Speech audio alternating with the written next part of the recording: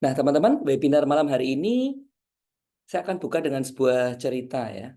Jadi, em, ada seorang dokter ya, teman-teman. Ada seorang dokter yang dia baru lulus, kemudian spesialis ya. Baru lulus, spesialis, kemudian dia bekerja. Tahun pertama masih membina pasien. Tahun kedua, tahun ketiga karirnya mulai berkembang. Yang dulunya pasiennya Doremi waktu pertama, kebetulan dia bekerja di satu tempat yang cukup jauh dari Pulau Jawa, cukup tidak terlalu terpencil, tapi kalau dari peta sih terpencil sih ya, di ujung utara dari Indonesia, seperti itu. Jadi di tahun 2009.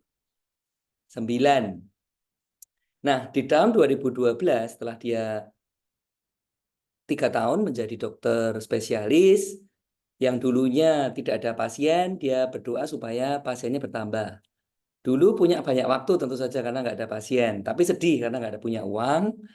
Nah, tahun kedua, tahun ketiga, pasiennya bertambah banyak. Akhirnya waktu itu tidak lagi menjadi milik si dokter muda itu, si dokter spesialis muda itu. Dia bekerja dari jam 7 pagi sampai jam 4 sore, kemudian pulang sebentar, dan jam 7 malam sampai jam 11 dia praktek di apotek. Jadi di tahun ketiga, tahun keempat, waktu itu sudah menjadi sesuatu yang cukup mahal untuk dokter ini. Tapi dia seorang dokter muda, tentu saja semua dokter muda, apalagi baru lulus, pemikirannya hanya satu, bagaimana mencari uang sebanyak-banyaknya. Setuju? Itu juga yang dipikirkan oleh dokter itu. Tetapi akhirnya di tahun keempat, tahun kelima dia bekerja, dia mulai merasa ada yang salah dengan cara dia bekerja. Apalagi saat dia melihat teman sejawat senior yang usia di atas 50, usia di atas 60, praktek sampai malam pasiennya lebih banyak, yang dipikirkan hanya satu.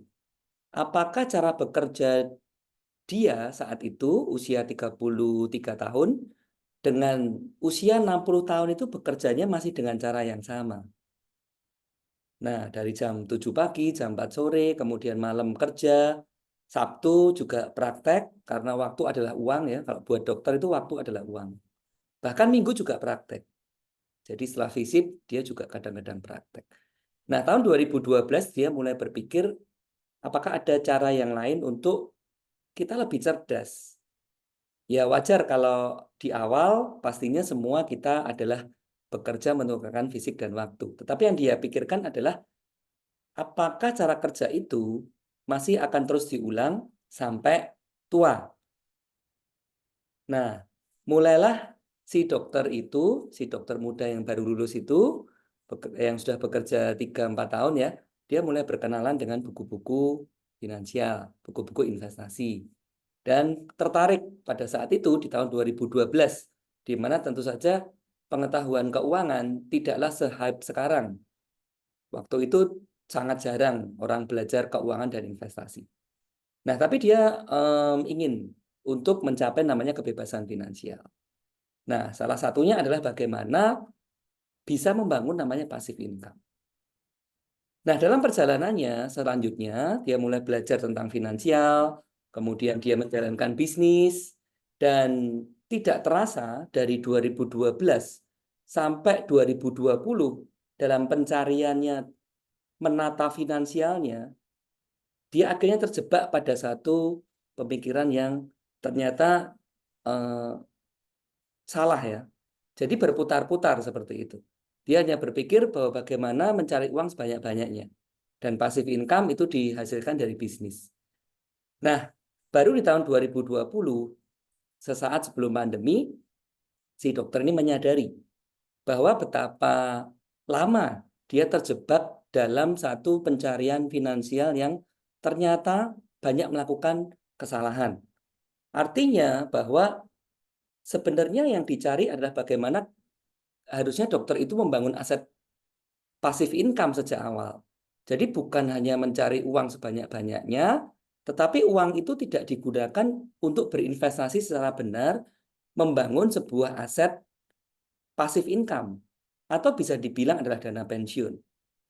Nah, baru 8 tahun setelah berputar-putar melakukan eksperimen dan juga karena kelas-kelas finansial juga tidak se-hype sekarang, dan pastinya banyak kesalahan yang dia buat. Akhirnya dia baru sadar bahwa sebenarnya yang dia cari itu adalah bagaimana membangun dana pensiun. Simple sebenarnya. Bagaimana membangun dana pensiun yang bisa memberikan kebebasan finansial, kebebasan waktu. Jadi, dokter itu tidak perlu bekerja keras terus seumur hidupnya, tetapi pada satu titik dia juga bekerja cerdas. Teman-teman, dokter itu adalah saya. Jadi, saya berada di depan Anda saat ini, saya melakukan banyak kesalahan finansial. Dan itu sudah berlangsung selama kurang lebih 8 tahun. Nah, itulah yang saya ingin berbagi kepada teman-teman supaya kita semua atau Anda ya tidak melakukan kesalahan finansial selama saya sebenarnya ya. Nah, cuma kalau saya generasinya mungkin kalau generasi seumur saya banyak juga yang sudah melakukan kesalahan finansial, terutama untuk Anda yang masih usia 30-an, supaya tidak terjebak seperti saya ya, jadi membelanjakan atau menaruh uang-uang di tempat yang salah. Nah, akhirnya saya senang bahwa saya bisa berbagi kepada Anda semua di webinar pada malam hari ini. Selamat datang di webinar dari Dokter Bisa, Strategi Dana Pensiun Dokter. Dan saya senang karena teman-teman banyak yang interest dengan topik ini, banyak yang bergabung di grup kita. Nah, memang itulah yang kita harapkan. Jadi supaya awareness dari teman-teman dokter untuk bagaimana mencapai kebebasan finansial, yang salah satunya itu adalah dengan membangun dana pensiun. Ada 7 kriteria, salah satunya itu punya dana pensiun. Itu bisa kita achieve bersama. Karena misinya dari Dokter Bisa adalah juga membantu dokter Indonesia untuk merencanakan dan mencapai kebebasan finansial. Tidak ada kebebasan finansial tanpa Anda punya aset passive income atau dana pensiun. Walaupun secara tradisional istilah terminologi pensiun itu memang cukup awkward kalau untuk dokter. Awkward itu agak kurang pas, karena dokter kan bisa kerja terus kan ya, seumur hidup. Kalau untuk kuadran karyawan, employee, pensiun itu mereka sangat familiar, karena mereka dipaksa pensiun juga. Tapi kalau untuk kuadran profesional, dokter, pebisnis, nah itu terminologi pensiun sebenarnya agak awkward. Tetapi akhirnya kita punya kesimpulan yang sama bahwa setiap orang perlu pensiun. Nah, pensiun bukan berarti seorang dokter tidak praktek. Bukan berarti seperti itu. Pensiun berarti Anda punya kebebasan. Anda punya freedom untuk melakukan apapun yang Anda inginkan. Mau praktek terus, silahkan. Mau praktek 50%, silahkan. Mau praktek 20%, silahkan dari waktu Anda saat ini misalnya. Atau Anda mau praktek sumbangin buat sosial, silahkan. Atau tidak praktek sama sekali juga silahkan. Uang atau passive income, aset passive income memberikan Anda kebebasan. Saat ini banyak di antara kita tidak punya kebebasan karena kita tidak punya pendapatan passive income. Setuju? Kita pendapatannya active income. Nah, bagaimana supaya dokter tidak terjebak dalam lingkaran yang tidak berkesudahan? Pendapatan besar saja saat ini tidak menjamin seorang dokter mencapai kebebasan finansial di masa mendatang. Kalau dia lupa menyisihkan sebagian dari penghasilannya saat ini untuk membangun penghasilan pasif income di masa mendatang, sehebat apapun itu, sekaya seberapa besarnya pun penghasilan dokter itu, mau 100 juta, mau 200 juta, mau 500 juta sebulan, dia tidak akan pernah mencapai kebebasan finansial. Kalau dia lupa membangun aset tersebut. Nah, kita akan sharing kurang lebih 1 jam ini bagaimana seorang dokter menyiapkan dana pensiun. Saya sekilas tadi melihat grup ada beberapa individu ya, pebisnis juga yang bergabung di grup kita. Nah, jadi sama ya. Jadi walaupun pebisnis, dokter, kita semua wajib mencapai kebebasan finansial. Bukan berarti pebisnis itu pasti mencapai kebebasan finansial, no. Sama aja dengan dokter. Sehebat apapun penghasilan dokter tersebut, tiap bulannya saat ini tidak akan menjamin Anda bebas finansial. Sampai usia 60, masih pendapatan 500 juta sebulan misalnya, tapi kalau dia masih aktif income, dia tidak akan pernah bebas finansial. Jadi ada beberapa topik yang akan kita sharing kepada teman-teman. Nanti kita akan bagi menjadi 2 sesi. Yang pertama adalah why, kenapa dokter wajib menyiapkan dana pensiun. Ini wajib, jadi bukan kata-katanya bukan perlu. Dulu saya pakai kata-kata perlu, sekarang saya lebih strict. Jawabannya adalah wajib ya. Wajib. Karena kalau tidak, maka dokter itu tidak akan bisa mencapai kebebasan finansial. Dan yang kedua, kalau kita sudah punya why, kedua strateginya seperti apa? Nah, strateginya cukup di satu slide nanti, di mana Anda akan belajar mind at work ya, dan money at work. Apa itu nanti kita bahas. Kemudian, let's simulate. Dana pensiun itu sebenarnya bisa dihitung secara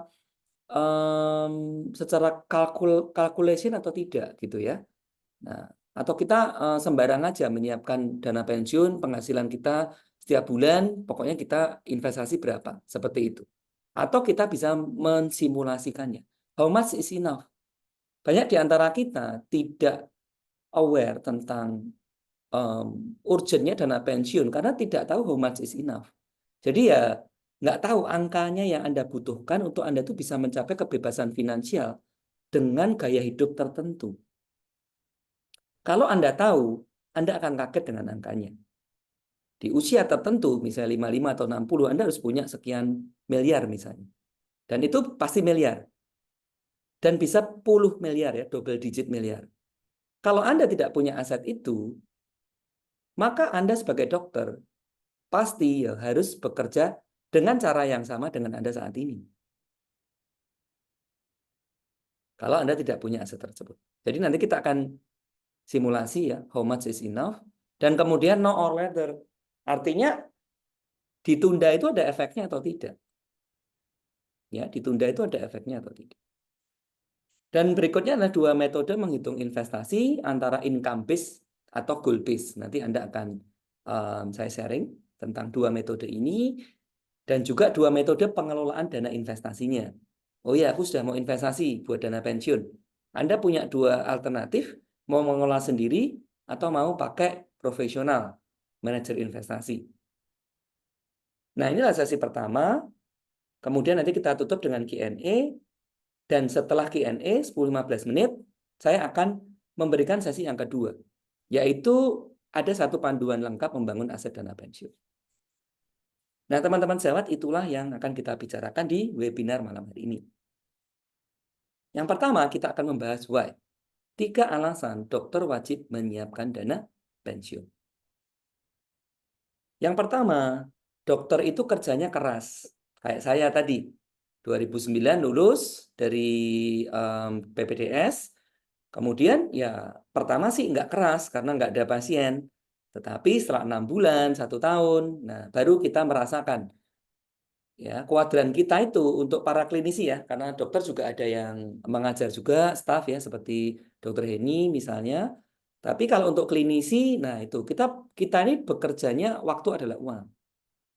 Nah, jadi kita beda dengan kuadran karyawan waktu mereka diatur ya oleh perusahaan. Kalau kita ini kan bebas.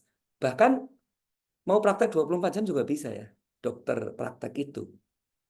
Nah, muda kita ini kerja keras. Ya, kayak saya lulus ya, pengennya mengembalikan uang yang sudah saya saya habiskan ya untuk pendidikan seperti itu. Nah, dan senang kan lihat duit ya, senang lihat uang. Kerja keras, kerja keras, kerja keras. Kalau perlu ya tidak ada waktu istirahat. Tahun pertama semangat, tahun kedua masih semangat, tahun ketiga masih semangat. Tahun keempat mulai berpikir, apakah ada cara yang lain menghasilkan uang ya? Seperti itu. Nah, teman-teman, pola kerja seperti ini, pola kerja dokter, di mana kita banyak yang bekerja itu lebih dari 8 jam sehari. Itu apakah akan kita ulang terus sampai seorang dokter itu tua? Nah, kalau Anda tidak mau kerja keras terus, tetapi juga kerja cerdas, maka pekerjaan Anda itu Anda jangan menggunakan cara yang sama dengan waktu Anda muda. Ya, jangan menggunakan cara yang sama. Nah, artinya waktu tua, nah Anda harus punya namanya uang, passive income. Nah, jadi yang kerja bukan kita, teman-teman, bukan man at work, tapi money at work. Jadi ada transisi dalam kehidupan finansial manusia. Yang pertama, ketika di early career, dia adalah man at work. Saya tadi 2009 man at work, man at work. Kemudian, transisi yang kedua adalah man and money at work. Nah, saya sudah di usia 45 ya, sekarang 46. Nah, saya di jenjang karir yang established.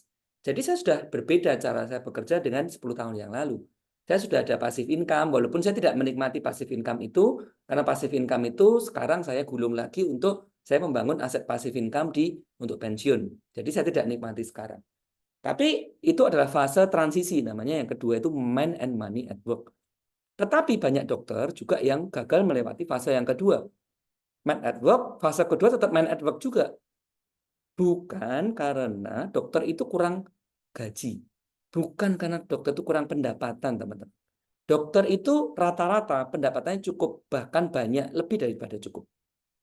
Tanpa literasi finansial yang baik, di fase yang kedua, ya dia tidak mengalokasikan asetnya untuk berinvestasi. Nah, akibatnya tetap man at work terus. Fase yang ketiga adalah pensiun. Nah, saat pensiun itu kita perlu kerja cerdas.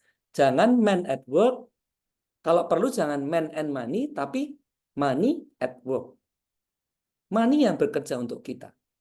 Nah, Anda putuskan kapan Anda mau pensiun. Nah, pensiun itu berbeda-beda. Saya misalnya dengan dokter Sylvia beda, dengan dokter Endra beda. Definisi pensiun itu berbeda. Tetapi kita semua sepakat bahwa pensiun adalah soal kebebasan. Soal freedom. Kebebasan untuk melakukan apa yang kita inginkan. Apa yang menjadi passion kita. Nah, itulah pensiun. Jadi bukan selalu harus berhenti praktek untuk seorang dokter. Nah, di fase yang ketiga ini, kalau kita lupa untuk menyiapkan namanya dana pensiun, maka kita tidak akan pernah mencapai fase money at work.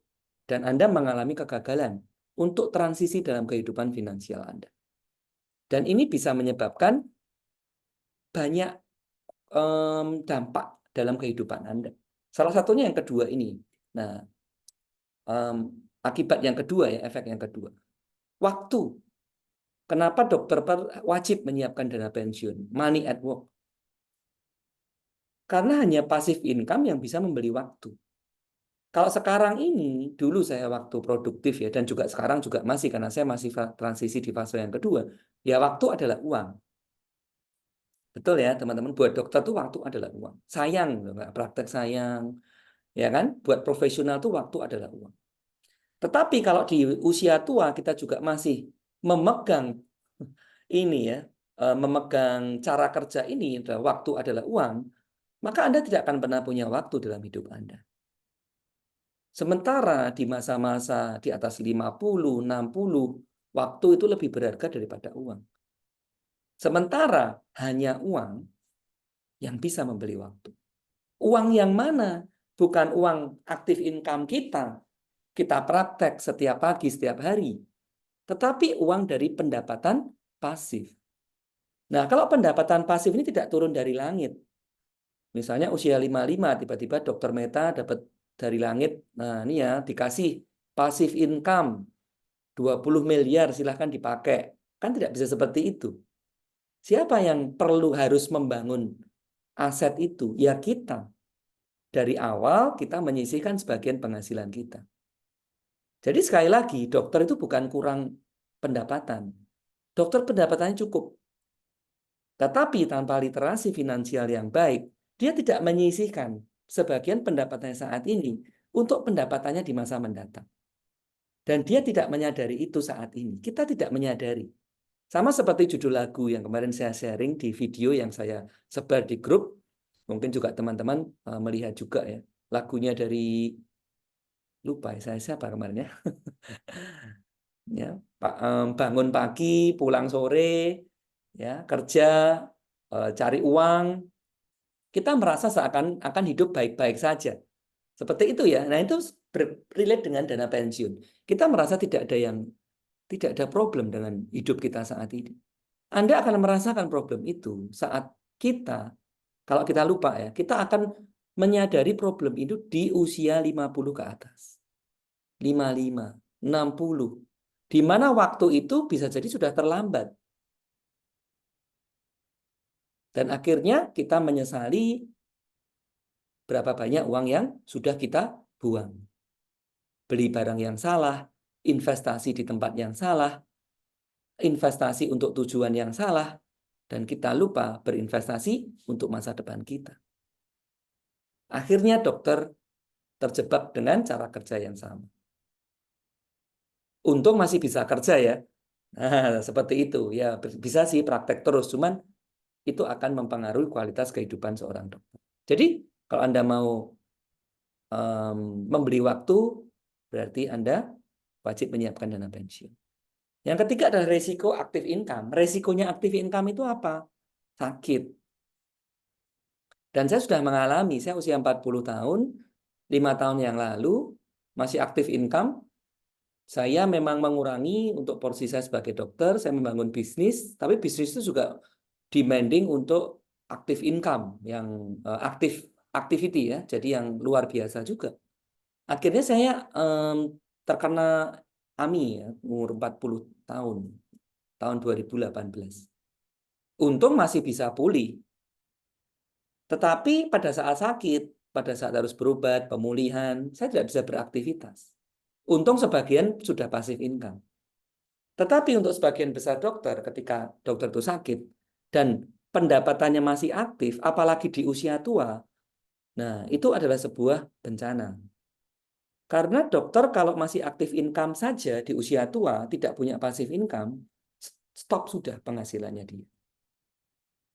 Tapi kalau dokter itu terbuka sejak awal, dia sudah menyiapkan namanya pasif income, resiko sakit itu semakin bertambah di usia tua, dia masih tetap punya penghasilan. Masih punya kos-kosan misalnya, masih punya dividen saham misalnya, masih punya kupon obligasi, masih punya bunga deposito. Dokter sakit, pendapatan pasif akan tetap mengalir. Dokter sakit tidak bisa praktek. Setuju teman-teman? Inilah alasan yang ketiga, resiko active income. Jadi kalau kita summary dari tiga alasan tersebut, nah teman-teman bisa melihat dari early career ke established career ya. Jadi kerja keras, masa nanti juga kerja keras lagi. Harusnya kerja keras, tua kerja cerdas. Nah, siapa yang kerja cerdas? Uang Anda yang harus kerja cerdas. Benar? Uang Anda yang harus kerja cerdas. Atur, kendalikan uang Anda supaya dia bekerja untuk Anda. Bukan Anda yang terus bekerja setiap bulan untuk uang. Yang kedua, waktu. Muda tidak punya waktu, mosok tua juga nggak mau punya waktu lebih. Ya, hanya passive income, aset passive income yang bisa memberikan Anda waktu. Dan yang ketiga, resiko sakit. Nah, itulah tiga alasan kenapa dokter wajib menyiapkan dana pensiun. Sekali lagi saya garis bawahi, wajib. Seperti itu. Nah, ini pertanyaan, tapi untuk menyingkat waktu tidak perlu ya. Saya yakin semua jawabannya adalah, menyiapkan dana pensiun apakah sebuah kewajiban? Jawabannya semuanya wajib ya. Pasti semuanya wajib. Oke, jadi bagaimana strategi dana pensiun dokter itu? Kalau yang pertama, Anda sekarang sudah tahu bahwa kenapa Anda wajib menyiapkan dana pensiun. Strateginya seperti apa? Sebenarnya sangat sederhana dan sangat simpel. Anda mau pakai cara yang cara yang apa ya, kok teliti? Cara yang apa itu? Bisa dihitung angkanya lah ya, pakai kalkulator bisa, atau sejelek-jeleknya Anda nggak perlu terlalu teliti atau yang nanti namanya adalah income base, tapi Anda menyisihkan sebagian dari penghasilan Anda saat ini pokoknya untuk dana pensiun Anda. Gampang sebenarnya. Jadi ini ya, mudah kerja keras, pensiun, kerja cerdas. Man at work, money at work. Gimana caranya? Ya udah yang kedua kan, investasi. Investasinya yang moderat atau agresif. Tergantung dari profil resiko investor Anda dan jangka waktu Anda menyiapkan pensiunnya. Nah, kalau di atas 5 tahun, 10 tahun, Anda boleh pakai moderat agresif. Tetapi Anda lihat di sini, di usia 55 tahun, misalnya dokter ini mau pensiun di usia 55, maka investasi moderat agresif di-switch ke konservatif pada saat tua. Nah, ini sebenarnya masih dikembalikan juga ke profil risiko Anda. Kalau Anda profil risikonya agresif dan Anda juga jago ya dalam mengelola investasi, ya silakan kalau Anda mau hidup dari dividen saham berapa persen seperti itu. Tetapi sebagian besar dari kita ya, kita bukanlah seorang investor yang ulung, maksudnya investor yang bukan ulung ya, investor yang ya pokoknya investor yang cukup inilah ya, yang agresif istilahnya seperti itu. Baik di antara kita pasti moderat. Maka kita amannya pindahkan saja ke deposito atau obligasi negara. Sehingga di masa tua Anda hidup dari bunga deposito atau kupon obligasi negara. Dari investasi moderat, mulai dari emas, reksadana, saham, nah, atau properti boleh juga. Beli tanah, nanti waktu tua dijual, dicairkan menjadi deposito atau obligasi negara. Atau mau dibangun kos-kosan, ya boleh-boleh saja. Tetapi saya lebih suka instrumen investasi di masa tua bentuknya adalah paper asset atau namanya deposito obligasi. Daripada bisnis atau properti rental ya, karena dia masih punya resiko juga. Saya tidak akan mengambil resiko lebih untuk masa tua saya, karena waktu sudah nggak ada. Tua sudah tidak bisa bekerja sehebat zaman muda. Jadi saya lebih suka menggunakan strategi ini. Boleh nanti kalau mau sharing dan diskusi. Nah, jangan lupa di backup ya dengan dana darurat dan asuransi pada saat Anda berinvestasi, supaya pada saat ada resiko, bukan Anda menggunakan aset pensiun Anda untuk bayar resiko. Sakit misalnya, nah udah investasi, sakit, digunakan, dicairkan asetnya. Sayang ya, seperti itu. Jadi di backup dengan dana darurat dan asuransi. Begitu juga waktu tua, Anda harus punya asuransi kesehatan, jaminan kesehatan, whatever. BPJS boleh, asuransi kesehatan harusnya lebih bagus ya kalau buat dokter. Gunanya apa? Supaya aset ini tidak digunakan kalau dokter itu sakit. Sudah susah-susah mengumpulkan 20-30 miliar, pada saat tua sakit. Nah, dipakailah asetnya. Akhirnya dokter itu tidak bisa mencapai kebebasan finansial lagi. Harus bekerja lagi kan? Karena asetnya dipakai. Nah, ini teman-teman adalah strategi dana pensiun dokter. Ya. Nah, sangat mudah, sangat simpel, tetapi dalam pelaksanaannya membutuhkan pemahaman, disiplin, dan konsistensi. Seperti itu. Nah, kemudian berikutnya, kita yang ketiga. Setelah Anda tahu strateginya, how much is enough? Banyak orang Indonesia sangat-sangat low literate untuk dana pensiun. Sangat-sangat low literate. Kalau tidak salah survei terakhir itu hanya 5% orang Indonesia itu menyiapkan dana pensiun. 95% tidak menyiapkan dana pensiun. Dan 5% menyiapkan dana pensiun ini, saya yakin juga mereka tidak menghitung secara benar kebutuhan dana pensiun mereka yang mereka butuhkan ya, aset yang mereka butuhkan untuk pensiun di masa mendatang. Jadi income base, jadi menyisihkan dari pendapatan. Persis seperti kita saat ini, kalau Anda ikut BPJS Tenaga Kerja, itu kan dipotong ya, kalau tidak salah saya agak lupa, 5,7%. Nah, antara pemberi kerja dan pekerja misalnya, itu namanya income base. Jadi kita dipotong dari pendapatan kita, bukan dari kita ini mau pensiun dengan kehidupan seperti apa. Apakah kita yakin dipotong gaji kita 5% itu cukup untuk kehidupan di masa mendatang? Ya, tentu saja itu tidak cukup pastinya. Nah, maka how much is enough? Kalau Anda tahu berapa, Anda mungkin akan cukup kaget angkanya Apalagi kalau tahu berapa harus berinvestasi setiap bulannya. Anda tiba-tiba merasa keuangan Anda tidak baik-baik saja, dan mungkin keuangan Anda perlu melakukan sesuatu. Seperti itu. Jadi kita lihat ya simulasinya. Dr. Bambang usia 35, mau pensiun usia 60, dengan kehidupan setara 10 juta per bulan uang sekarang. Usia harapan hidup sampai umur 75, jadi asetnya itu bertahan 15 tahun. Maka berapa aset dana pensiun yang dibutuhkan oleh Dr. Bambang? Nah, Dr. Bambang caranya nyiapin bisa dua. Dia tidak perlu menghitung, atau dia menyisihkan berapa persen dari pendapatannya. Yang kedua ini lebih gampang, lebih mudah. Tapi kalau Anda mau tahu berapa, cara yang pertama itu kita bisa menggunakan kalkulator seperti ini. Nah, kita hitung ya kalkulatornya. Ini ada di Android. Untuk teman-teman ini bisa di-download. Nanti saya kasih tahu di grup kalau ada yang berminat ya. Nah, dihitung ya 10 juta, inflasi 5%, Dr. Bambang moderat 8% per tahun, kemudian ditaruh di obligasi. Ya, berapa? Ini ada waktunya 25 tahun dia menyiapkan ya. Kemudian pengeluarannya 10 juta, nanti di 25 tahun lagi adalah 33 juta karena inflasi 5%. Dr. Bambang perlu menyiapkan 5M.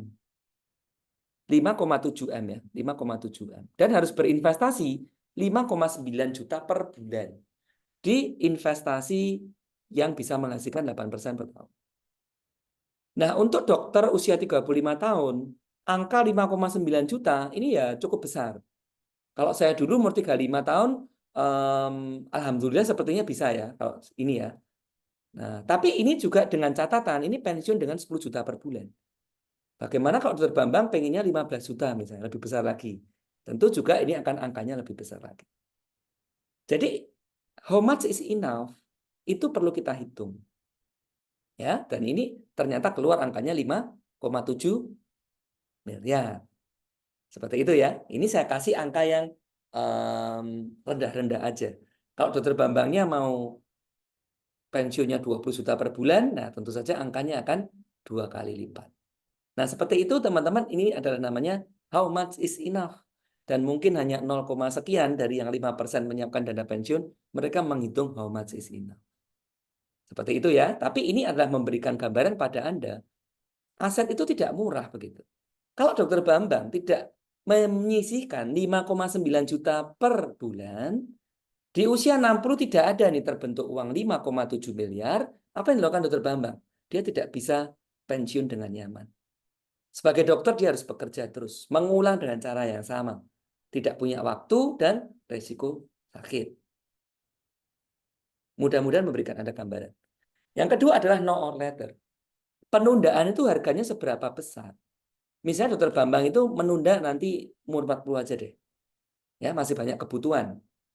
Atau umur 35 dia tidak tahu ya, belum ketemu sama komunitas finansial yang mengajarkan pentingnya dana pensiun. Kita lihat umur 35 tahun start dengan yang sama ya 10 juta. Dr. Bambang 5,9 juta. Menunda 5 tahun dengan standar hidup yang sama ya. Ini saya hitung aja dengan standar hidup yang sama. Sebenarnya tidak bisa dihitung seperti ini juga. Tapi supaya memberikan gambaran kepada Anda paling tidak ya, bahwa pasti investasinya juga lebih besar. 7,5 juta per bulan. Kalau menyiapkannya umur 45, seperti saya sebenarnya. Saya ini sebenarnya terlambat. Saya umur 35, belajar finansial, teman-teman. Baca buku, ikut kelas, bangun bisnis. Ternyata saya nggak kemana-mana loh keuangan saya. Baru di usia 44, lebih kurang 43 ya, 2020 ya, pada saat pandemi, saya baru sadar bahwa ternyata bebas finansial itu ya dana pensiun itu. Dan saya belum punya sama sekali. Ya, jadi saya harus mengalokasi aset saya. Ya, saya punya pendapatan, tapi saya alokasikan ke hal-hal yang salah. Tujuan keuangan yang salah. Seperti itu ya. Bahkan tidak membangun aset seperti ini 8 tahun itu. Ya, saya baru mulai umur 4, ya 43. Ini sama atau 45. Nah, untuk mencapai angka yang sama, maka dibutuhkan 2 kali lipat. Sayang ya, kalau saya tahu dari umur 35, seperti teman-teman di sini yang masih umur 30-an, early karir, maka saya akan bisa menata keuangan saya dengan lebih baik. Nah, bagaimana dengan teman-teman yang usianya 40?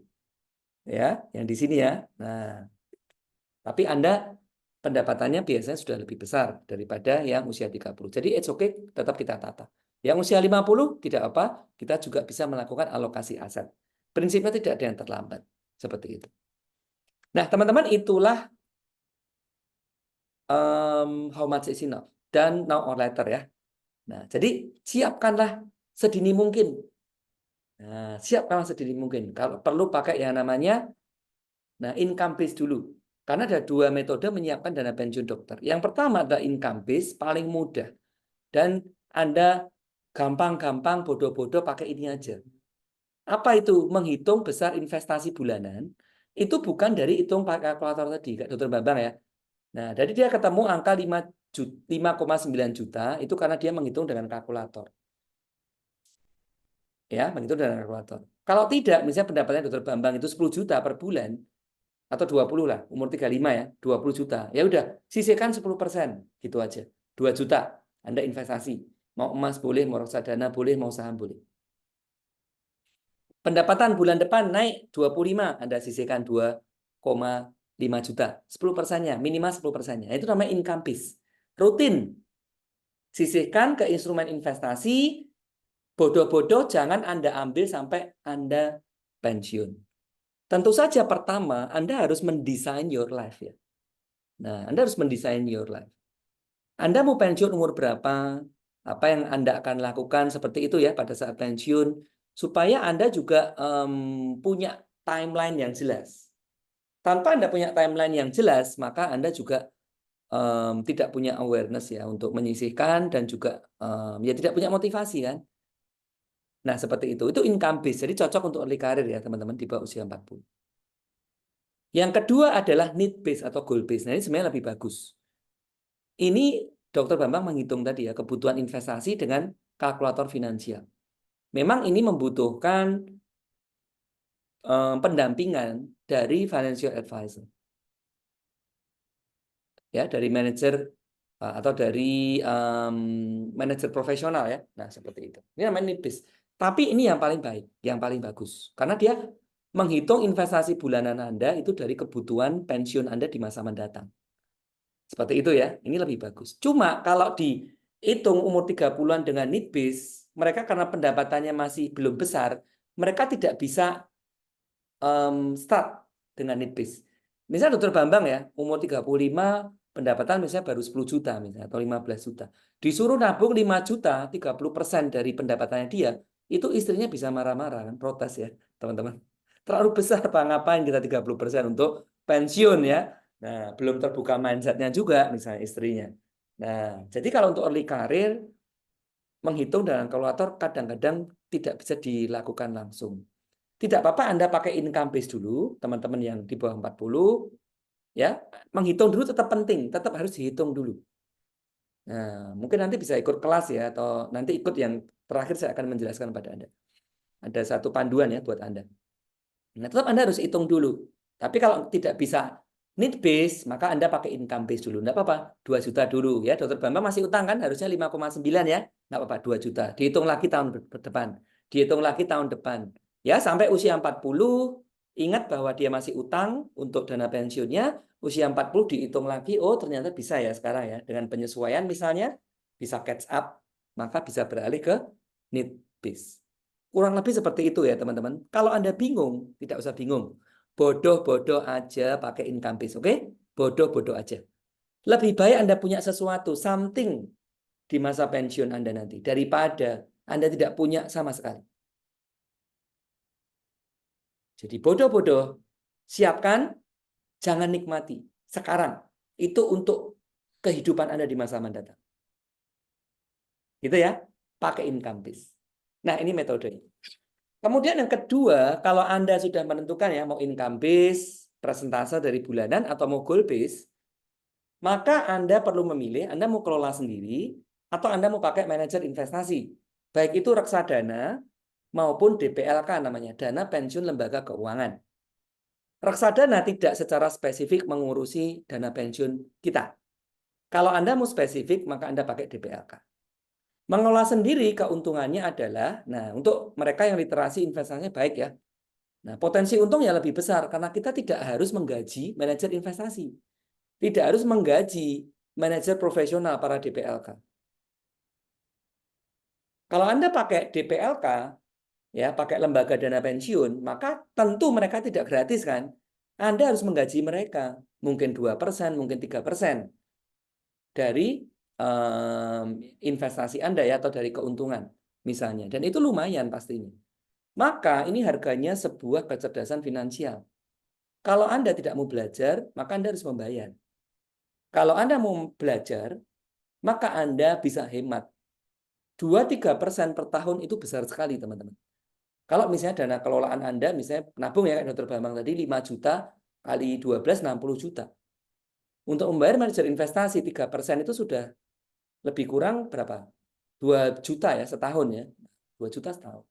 Lumayan kalau dikaliin dalam waktu jangka yang panjang kan.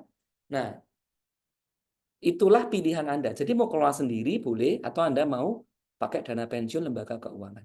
DPLK itu bisa mengurangi pendapatan kena pajak. Jadi pemerintah, kalau Anda menyiapkan dana pensiun, Anda dianggap tidak menikmati pendapatan Anda saat ini. Tapi kalau lewat DPLK, kalau Anda lewat reksadana kayak Bibit, Bareksa, tapi tujuannya untuk pensiun, yaitu tidak mengurangi pendapatan kena pajak Anda ya. Kalau Anda pakai DPLK, maka itu akan bisa mengurangi. Tetapi pada saat pencairan nanti, maka dana pensiun Anda itu akan dikenakan pajak final 5%. Lumayan sih. Kalau Dr. Bambang tadi berapa? 5M ya. Misalnya 5M kurang lebih di usia 60, maka dia kena pajak 5%. 250 juta. Final. Nah, seperti itu. Jadi lumayan ya. Jadi Anda mau pilih mana? Mau do it yourself atau Anda mau pakai jasanya orang lain? Saya pribadi ya sebenarnya enakan do it yourself ya. Nah, caranya gimana? Ya Anda belajar sih kalau mau mengelola sendiri.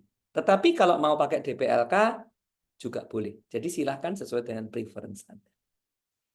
Nah, itu teman-teman untuk sesi pertama ya. Jadi untuk menutup sesi pertama, jangan lupa bahwa Anda adalah sumber penghasilan untuk diri Anda saat ini dan diri Anda di masa depan. Jadi be wise with your money, siapkan dana pensiun Anda. Silakan untuk sesi pertama kita kurang lebih 10 menit, kita boleh Q&A. Teman-teman boleh tulis ya di kolom chat, atau teman-teman mau raise hand juga boleh ya. Silakan, mau raise hand ini masih saya untuk akses bicara harus raise hand ya. Oke, silakan kalau Anda mau bertanya boleh raise hand atau Anda boleh tulis di kolom chat. Silakan. Ya, saya akan cek ya. Dokter Made, investasi yang dipilih untuk usia sudah pensiun. Oke, dokter, terima kasih untuk pertanyaannya. Dokter, kalau untuk sudah pensiun, usia 64, ya dokter, kita mau tidak mau, itu pasti harus banyak di investasi yang konservatif, dokter. Ya, seperti deposito, kemudian obligasi negara, reksadana pasar uang. Pilihannya 3 itu, nggih, dokter. Kita tidak bisa meresikokan uang kita pada saat tua itu di instrumen investasi yang agresif, walaupun itu tergantung dari profil investor dan juga pengalaman investasi teman-teman. Ada mungkin teman-teman yang memang jiwanya agresif dan merasa sudah berpengalaman, maka boleh di portofolionya di usia tua ada sebagian di saham misalnya. Boleh. Untuk saya pribadi, saya sudah menyusun portofolio saya di masa tua itu banyak di instrumen yang konservatif dan moderat. Jadi jawabannya itu nggih dokter. Jadi kalau sudah di masa purna, tentu saja kita tidak menaruh uang kita di instrumen investasi yang agresif. Karena apa dokter? Kalau nanti minus, hilang, kita tidak punya waktu lagi dokter untuk mengembalikan uang itu. Tapi kalau kita masih muda, kita kena minus, kita masih dengan aktif income kita mengejar nih dokter, itu bisa. Tapi kalau tua, uang itu berharga dokter. Jadi kita harus simpan di tempat yang resikonya rendah. Begitu nggih dokter? Kemudian dokter Mutmainah, bagaimana dengan asuransi sakit kritis jiwa yang banyak ditawarkan saat ini? Hal yang cukup meresahkan adalah biaya pendidikan anak. Apakah biaya pensiun harus kita bedakan dari asuransi semacam itu? Terima kasih. Ya, dokter Mutmainah, betul dokter. Jadi asuransi itu kita pisahkan dari investasi, ya dokter. Ya, jadi dana pensiun itu kita mencapainya dengan investasi. Ya, tadi Dokter Bambang untuk mencapai 5,5 M tadi ya, 5,7 miliar tadi itu kan dengan investasi. Jadi dengan instrumen murni investasi. Asuransi dan dana darurat tetap berperan dalam sebuah plan dana pensiun sebagai manajemen risiko ya, Dokter. Jadi bukan untuk mencari keuntungan dan tetap investasi itu berdampingan dengan asuransi. Karena investasi tanpa asuransi itu ibarat Anda bepergian dari Jakarta ke Surabaya tanpa membawa ban serep. Anda yakin bahwa Anda pasti bisa mencapai Jakarta Surabaya? Yakin. Padahal di jalan itu juga ada banyak namanya risiko. Bagaimana kalau ban kita bocor, ban kita pecah, ya? Nah, asuransi dan dana darurat menjaga, Dokter, aset investasi Anda yang sedang bertumbuh ini untuk masa depan itu tidak diambil, Dok, untuk membayar risiko. Membayar risiko posnya adalah dari dana darurat dan asuransi. Begitu ya, Dokter ya. Jadi memang harus dibedakan. Biaya pendidikan anak nanti kapan-kapan kita buat webinarnya nih, Dokter ya, untuk bagaimana menyusun investasinya. Dokter Rika, DPLK kita bisa di bank. Yes, Dokter Rika boleh. DPLK itu ada di bank, di sekuritas, dan di asuransi ya, Dokter ya, Dokter Rika ya. Nah, kalau yang cukup banyak dipakai itu adalah DPLK-nya BNI Simponi ya, itu banyak dipakai. Ya, Anda boleh cek. Kemudian dari BRI juga ada.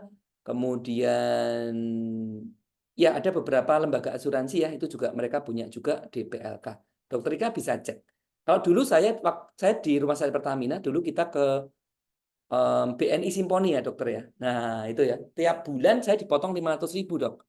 Dari tahun 2009. Bayangkan, Dok ya, 500.000 loh. Dari umur saya 35 tahun. Itu bisa dapat aset apa nanti waktu saya umur 60? Tidak banyak kan, Dokter ya. Nah, itu namanya income base itu seperti itu, Dok. Nah, bahkan tidak dihitung dari 10%, pokoknya kita dipotong ya, Dokter, itu 500.000 semua. Akhirnya baru saya cairkan, Dok, itu. Karena saya baru resign ya dari Rumah Sakit Pertamina itu kan 2020 sebelum pandemi. Jadi baru saya cairkan juga nih tahun ini. Dapat 24 juta. Langsung saya pindah ke saham ya, karena saya menyiapkan aset pensiun saya dari saham. Begitu ya, Dokter. Nggih. Kemudian Dokter Rosandi, mempunyai asuransi jiwa untuk proteksi pendapatan kita, misal dengan uang per tahun 3 sampai 5 M. Apakah penting juga? Yes, Dokter Rosandi itu penting ya. Tetapi untuk uang pertanggungan 3 sampai 5 M ini tidak berhubungan secara langsung dengan dana pensiun 5 sebentar, Dokter. Ya, bisa juga sih kalau begini, Dok. Kalau Dokter Rosandi itu menyiapkan pensiun dengan pasangan. Nah, itu perlu asuransi jiwa, Dokter. Ya, sebelum ya. Jadi kan saya bagi dua, teman-teman, fase. Fase itu adalah fase sebelum pensiun, investasi sebelum pensiun, dan fase investasi setelah pensiun.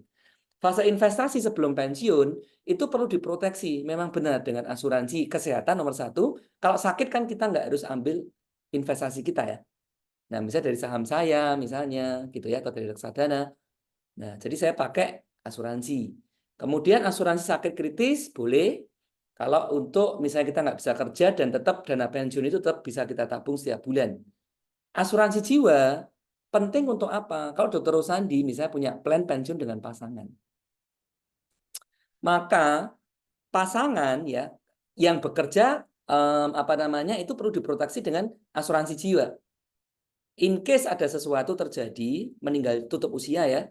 Nah, yang satu itu kan nanti pasti kehilangan sumber pendapatan untuk investasi bulanan ya. Paling kalau dia tidak kerja misalnya, istri misalnya ya. Maka perlu di backup dengan asuransi jiwa.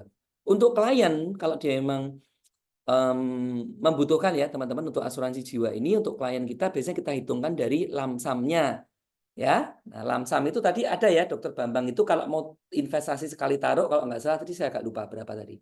Misalnya 1 M. Nah, udah itu asuransi jiwanya kita ambilkan 1 M. Uang pertanggungan 1 M.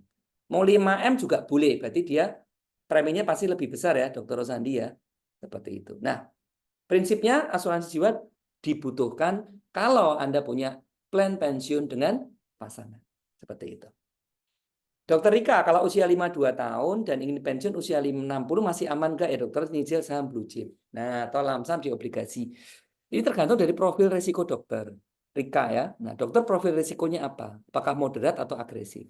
Kalau agresif, ya bisa saja dokter karena masih 10 tahun. Masih tujuan keuangan jangka panjang ya di atas 5 tahun.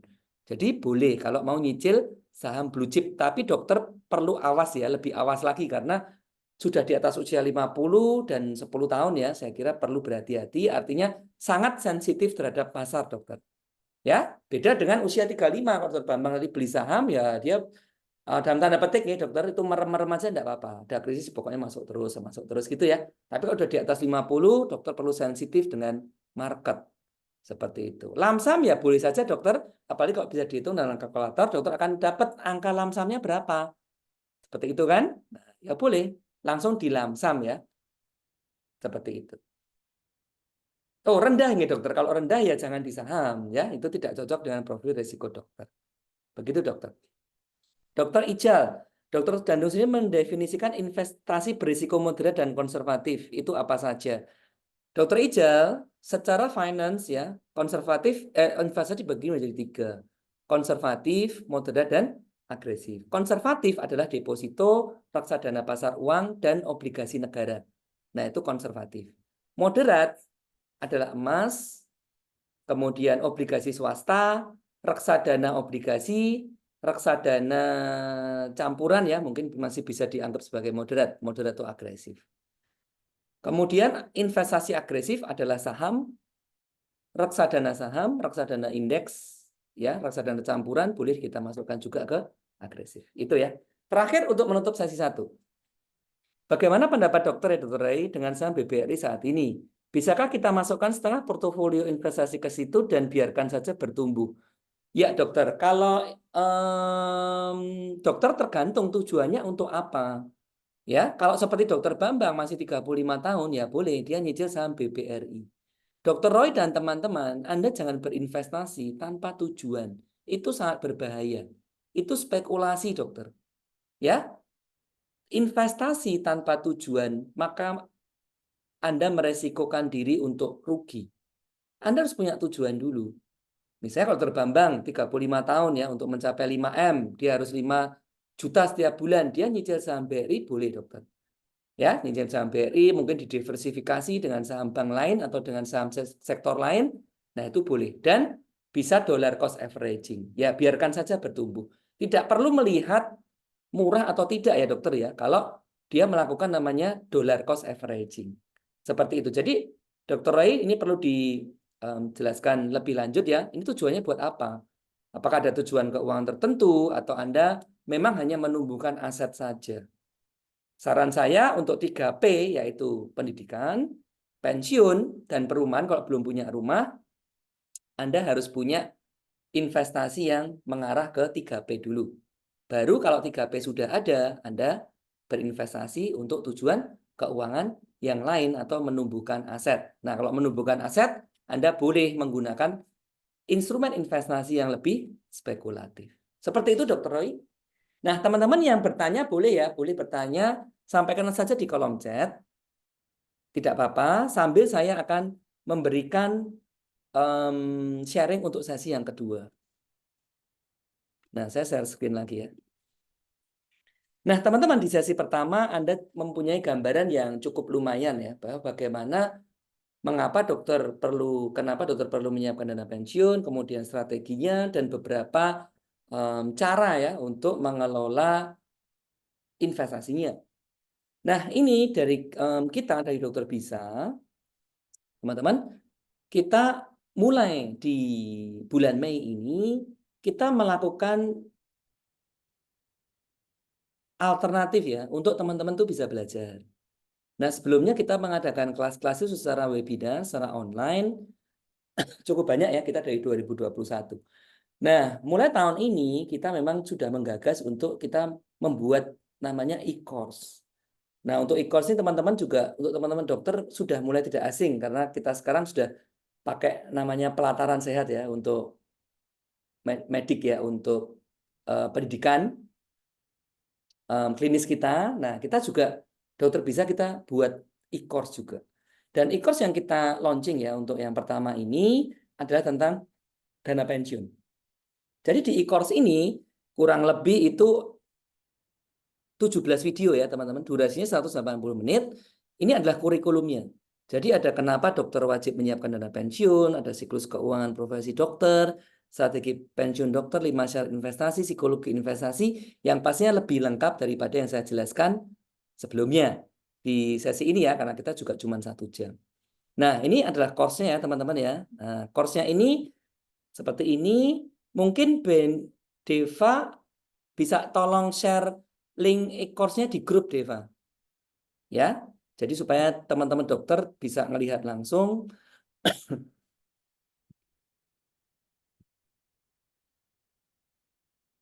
Nah, seperti ini ya teman-teman ya. Sebentar.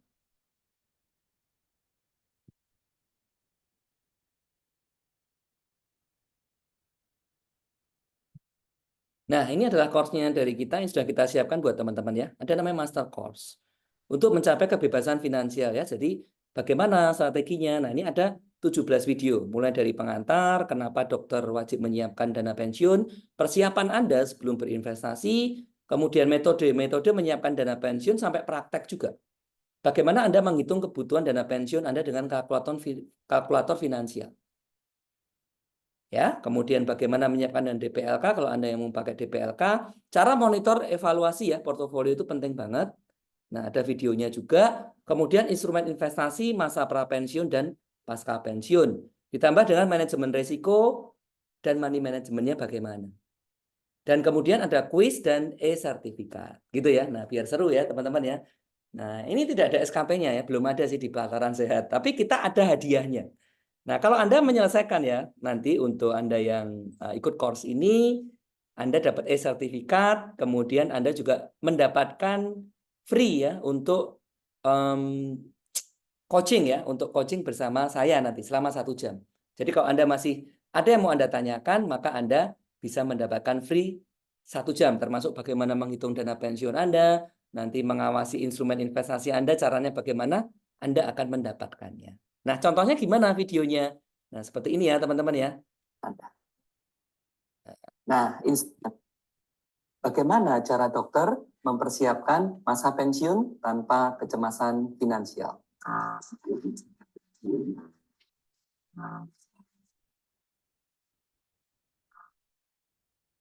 Nah, seperti ini formatnya kita siapkan buat teman-teman. Jadi videonya memang kita siapkan juga yang kualitas tinggi. Nah, supaya teman-teman bisa belajar dengan mudah dan baik ya. Dan anytime. Dimanapun dari HP juga bisa. Nah, seperti ini. Kurang lebih nanti teman saya videonya ya, teman-teman. Dan dia bertanya kepada saya, apakah memang benar dokter sulit pensiun? Kemudian apalagi ya? Ya saya kira itu ya. Nah, nanti Anda juga bisa praktek langsung. Jadi ada tutorial-tutorial yang kita siapkan juga untuk teman-teman. Untuk Anda bisa praktek sendiri, langsung menghitung dana pensiun Anda. Nah, semacam ini ya. Sudah penasaran bagaimana Anda membuat plan usia Anda saat ini? Nah, seperti ini. Kemudian yang finansial, yuk kita cek di sesi ini.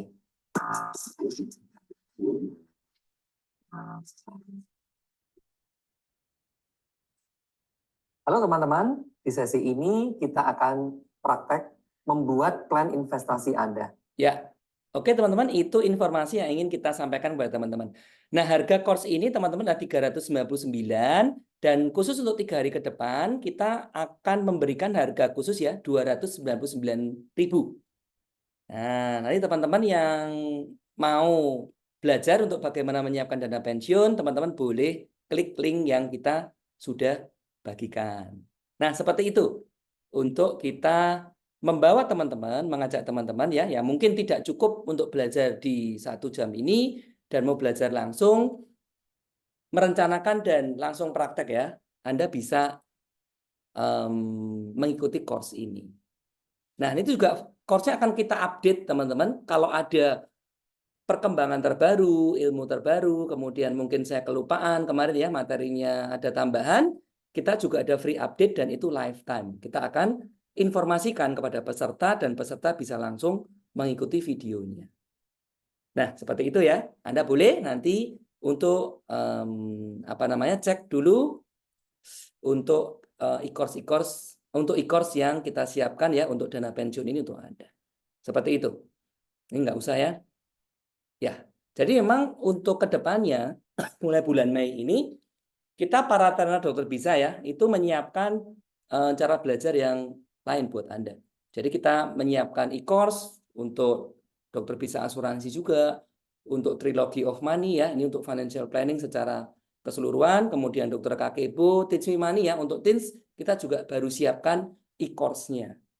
Nah, kemudian untuk NLP, People Skill, dan dokter bisa investasi juga kita siapkan e-course-nya.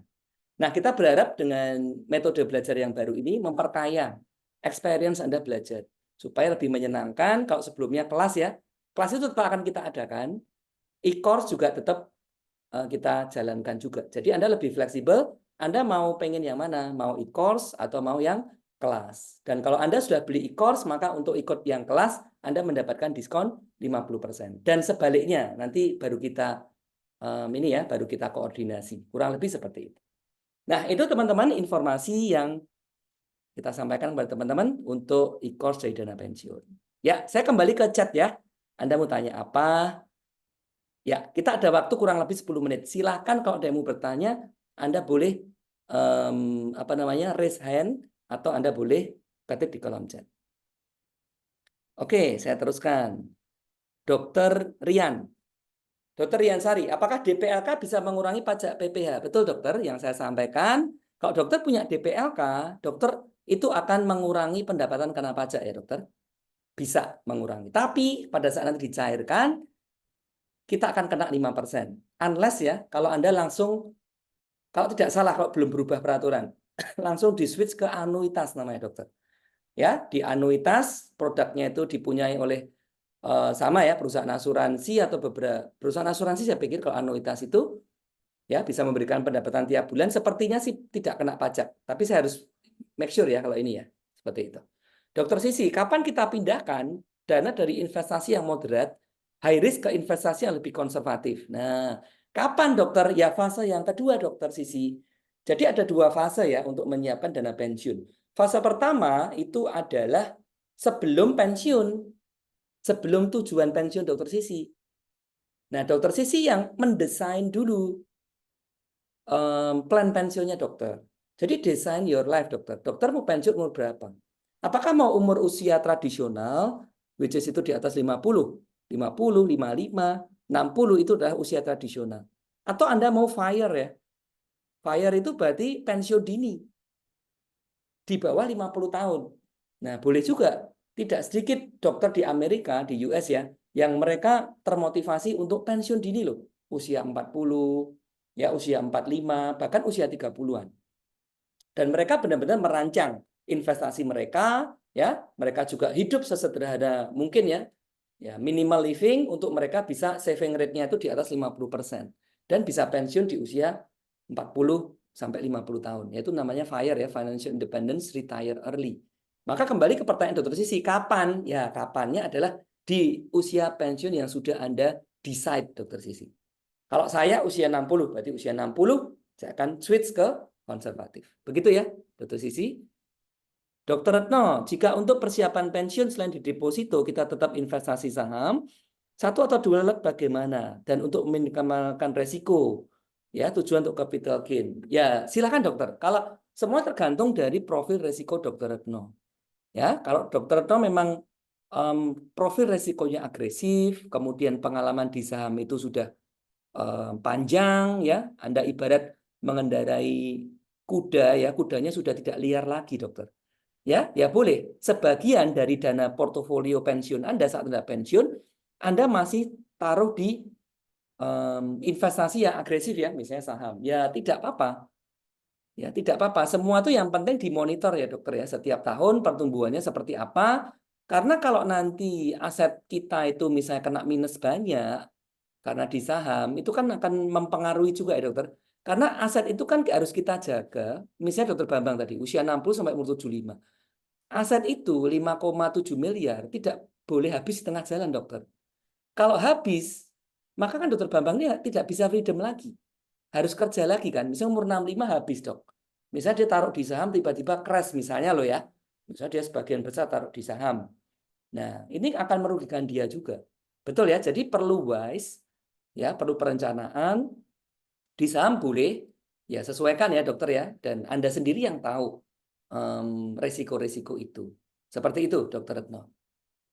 Kemudian Dokter Harsuni, mempunyai aset seperti rumah sakit, klinik sendiri bisa menjamin bebas finansial untuk masa tua. Nah, dokter menarik sekali apa yang dokter sampaikan ini. Dokter Harsuni dan teman-teman, passive income itu didapatkan dari 2 kuadran. Yang pertama adalah kuadran B, bisnis besar atau bisnis yang bisa mendatangkan passive income.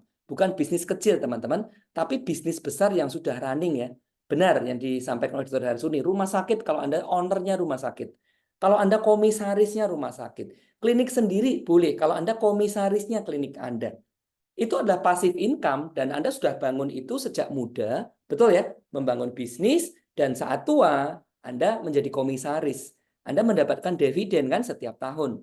Itu adalah sebuah pendapatan passive income juga. Dan yang kedua adalah pendapatan pasif dari paper asset ya, atau dari royalti atau dari properti sewa. Nah, itu yang bawah ya, sebagai kuadran investor. Nah, bagaimana di kuadran yang atas ini, bisnis, apakah bisa dijadikan sumber pendapatan pasif income untuk bebas finansial? Dokter, pendapat saya pribadi tentu saja boleh dokter. Tetapi yang nomor 2, kita tidak bisa menggantungkan 100% dokter dari bisnis. Dari rumah sakit, dari klinik. Ya, kenapa? Karena bisnis itu beresiko. Nah, seperti itu ya, termasuk ya tadi sama ya, kalau dari saham, saham itu kan sebenarnya juga bisnis juga. Cuman kita mendanai bisnisnya orang lain. Nah, itu ada resikonya. Jadi kalau pas usia tua tiba-tiba bisnis kita down, itu sangat berbahaya kalau 100% pendapatan pasif kita dari bisnis. Maka saran saya nih dokter, tetap bisnis kita kembangkan dokter itu bagus untuk passive income di masa tua. Kita jadi komisaris nanti. Atau kita jadi owner dari bisnis franchise, itu juga boleh juga. Tetapi tetap perhitungan secara dengan paper aset seperti yang kita siapkan tadi, menurut saya itu tetap harus kita lakukan. Jadi untuk dokter-dokter yang pebisnis, kaki Anda 2, pendapatan pasifnya ya, dari bisnis Anda dan juga dari paper aset. Paper asetnya yang konservatif di usia tua, ya, yang resikonya itu rendah, seperti itu kan. Kalau kita taruh misalnya di saham atau di kita mendanai bisnisnya orang, gimana kalau bisnisnya itu tiba-tiba down kan? Itu mempertaruhkan kebebasan finansial kita di masa tua. Tapi kalau perhitungannya dengan seperti Dokter Bambang tadi ya, 6% di masa tua, pakai obligasi negara, maka itu akan lebih steady dokter, lebih stabil. Dan yang kita harapkan di masa tua ya kita stabil kan, bukan roller coaster. Kita masih masih harus ngelihat ini ya bisnis kita. Ah, itu tentu kita tidak jadi freedom namanya nanti dokter. Seperti itu. Dokter Yanita, dokter sempat cerita ada kesalahan berinvestasi dulu. Oh ya, ya dokter. Ya, saya ya dari 2012 saya mulai tertarik untuk pindah kuadran. Transforming myself. Dari yang saya kuadran E, saya seorang full timer di Rumah Sakit Pertamina waktu itu, dan saya seorang S, di mana saya praktek di rumah sakit, gitu, dokter. Saya waktu itu bekerja untuk beralih kuadran di kuadran kanan. Karena saya membaca buku-buku finansial, ya, bangunlah passive income-mu. Nah, seperti itu. Yang salah adalah saya itu tidak mengerti konsep dana pensiun. Jadi yang saya bangun adalah bisnis saya, dok. Jadi bisnis saya besarkan untuk memberikan pendapatan pasif ya. Nah, ternyata juga beresiko dan di tengah jalan tapi di agak gembos akhirnya mendekati 2020-an ya seperti itu. Jadi apa yang salah dokter? Saya selama 2012 sampai 2020. Saya tidak menyiapkan dana pensiun, dok. Simpel banget kan? Saya seperti tadi yang ditanyakan Dokter Harsuni, saya fokus di B. Saya kembangkan B saya dengan harapan apa? B ini saya sukses luar biasa. Sehingga memberikan saya passive income. Tapi saya lupa, saya membangun di kuadran I, dokter, paper asetnya. Selama 8 tahun, Dokter Yanita ya, saya tidak berinvestasi apa gini, saya berinvestasi ya, memang saya berinvestasi properti. Saya bangun rumah kos, beli rumah kos ya. Kemudian saya berinvestasi di bisnis saya. Yang tidak saya investasi di dana pensiun. Yang paper aset ya, yang tadi saya ceritakan ke teman-teman ya strateginya itu. Nah, berapa banyak uang saya yang salah, Dok, akhirnya? Saya belikan investasi yang salah, tidak punya tujuan finansial. Akhirnya di usia 43 tahun, saya harus kembali lagi dari nol untuk membangun aset pensiun saya yang saya gunakan nanti di usia 60. Sehingga angkanya sekarang ya cukup besar, Dokter, setiap bulannya. Nah, itulah kesalahan finansial saya. Dan saya berharap terutama untuk teman-teman yang usia 30-an ya. Nah, Anda belajar dari kesalahan finansial saya. Jadi tetap untuk dana pensiun tetap disiapkan. Kalau Anda tertarik membangun bisnis, go on, go ahead. Tetapi dana pensiun tetap harus disiapkan. Karena nanti yang steady dan yang stabil untuk masa tua itu adalah investasi yang konservatif. Seperti itu ya, Dokter. Dokter Rusma, e-course-nya ada SKP? Nggak ada, Mbak Rusma, belum. Atau mungkin bisa diuruskan, Mbak, ya, dibantu ya. Seru juga ya kalau ada SKP-nya. Ya, oke. Ya, oke. Sudah ya berarti ya. Oke, tidak ada lagi pertanyaan. Oke, teman-teman, kalau di kolom Q&A. Oh, ada ya. Oke. Ada 4. Saya jawab dulu ya. Yang pertama, bagaimana dengan dokter umum yang ingin mempersiapkan dana pensiun tapi terkendala dengan rencana studi spesialis? Oke. Oke, dokter, ini bagus ya. Jadi kalau dokter yang masih pendidikan, dokter tidak perlu repot sebenarnya. Apalagi kalau istri nggak kerja misalnya, dokter ya, pasangan nggak kerja. Ya dokter nggak usah berpikir dana pensiun, belum waktunya. Dokter fokus saja untuk menyelesaikan pendidikan dokter. Ya, nanti kalau sudah selesai, dokter lulus, ingat pesan saya. Mulai dari awal, dokter bangun aset pasif income-nya. Dengan income base. 10% aja, nggak apa-apa. Ya, 10%. Disiplin. 10% untuk pensiun, 10% untuk pendidikan anak misalnya. Nah, itu namanya income base ya. Nah, jawabannya itu, dokter. Yang kedua, dokter Jody. Bagaimana cara menghitung kebutuhan dana darurat? Ya, supaya bila ada kebutuhan dana darurat tidak harus mengambil dari dana persiapan pensiun. Oke, jawabannya adalah dana darurat, Dok, itu bergantung dari pengeluaran Anda setiap bulan berapa, Dokter Jody. Kalau Anda single, disarankan minimal dana darurat Anda 3 kali pengeluaran bulanan. Misalnya Dokter Bambang pengeluaran 5 juta. Kalau dia single, maka dia 15 juta dana daruratnya. Betul, pada saat resiko, maka Dokter Bambang tidak harus mengambil aset investasi. Betul ya, Dokter Jody ya. Kalau sudah menikah, belum punya anak, minimal 6 bulan pengeluaran. Dan kalau sudah punya anak, 12 bulan pengeluaran. Itu jawabannya, dokter ya. Dokter Yanita. Oh, ini sudah ya tadi. Dokter Jody, terakhir ya, pertanyaan terakhir. Apakah investasi di kripto saat ini untuk investasi buat pensiun nanti recommended? Pertanyaan menarik. Nah, Dokter Jody dan teman-teman, kripto pada saat ini buat saya ya, tapi saya pikir ini adalah sebuah common sense juga ya. Kripto masih menjadi sebuah aset yang spekulatif, dokter. Ya, jadi kita tidak tahu nanti ke depannya untuk aset kripto ini. Tapi sekarang ini volatilitasnya terlalu tinggi, dokter. Kalau dokter mau menyiapkan aset pensiun dokter, ya untuk tujuan keuangan yang penting, tujuan keuangan penting itu 3P, pensiun, pendidikan, dan perumahan. Sebaiknya dokter menghindari aset-aset spekulatif.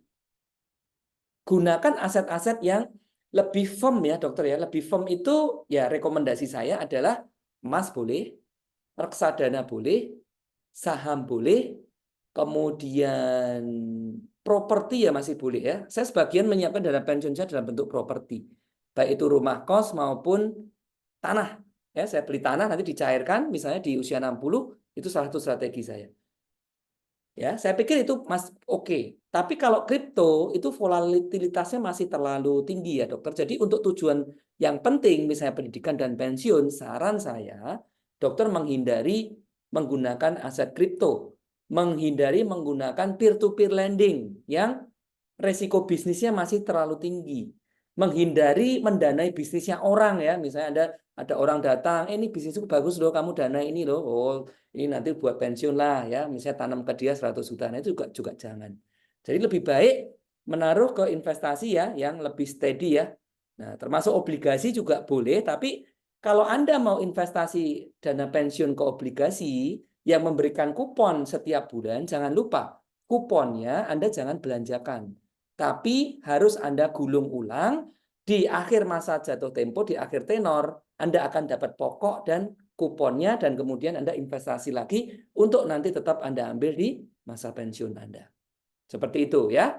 Nah, obligasi saya lebih suka menggunakan di fase yang kedua, dokter sebenarnya. Kalau saya di fase pertama lebih suka yang ke capital gain, kumulatif aset. Misalnya emas, reksadana ya, obligasi, reksadana saham boleh, properti juga boleh. Tapi untuk yang bersifat memberikan pendapatan rutin, lebih baik sih kalau saya setelah di fase yang kedua ya.